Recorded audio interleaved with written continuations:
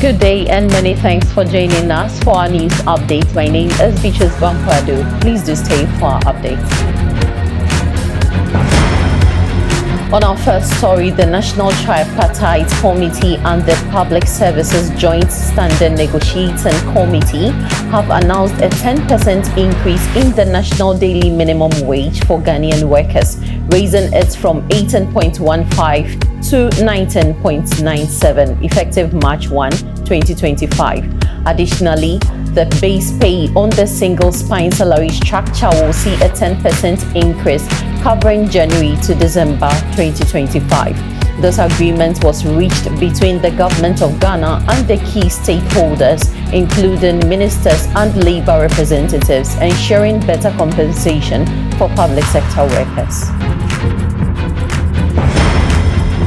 And now President John Dramani Mahama has assured organized labor that his government remains committed to prudent financial management and will not engage in unnecessary expenditures. Addressing labor unions in Accra on Thursday, February 20, President Mahama emphasized that the government is implementing austerity measures to restore economic stability. Acknowledging the challenges facing workers, President Mahama appealed for patience, urging them to moderate their demands as the country is still recovering. I quote him, "Comrades, we have been partners for years and we remain your natural allies," he assured. You know we are your natural allies and we've worked together for many years. One thing that is a cardinal principle for us is to tell the truth at all times. We all knew the economy was in crisis, but some of the things I'm discovering myself, it's been a criminal handling of our economy. And Ghana is a crime scene, actually, because how a government can have been so reckless, I cannot understand.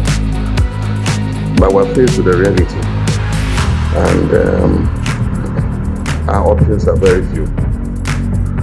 We can behave like the ostrich and hide our heads in the sand and let the economy crash. But then what effect will it have on Ghanaian households and everybody? And so I told him, I said, cut expenditure as much as you like. Even we ourselves in Office of Government Machinery cut as much of our budget as you like, because we all must make those sacrifices. A certain distrust of the political class has arisen, because it's like when everybody else is tightening their belts, the political class is loosening its belt. But I want to assure you that we're all going to tighten our belts, and there will be no wasteful expenditure. It is said that we create and share. And so let's start cooking the meal now so that we can share when we have created. But right now, the meal is not only insufficient, the cooking pot is even leaking. And so I'll just appeal to you that let's temper our demands for this year. And once we get out of the woods, we've set good targets to bring inflation down so that the cost of everything will come down. We've set targets to grow the economy, to make things better. And when the cake is baked and it's bigger, we'll share bigger.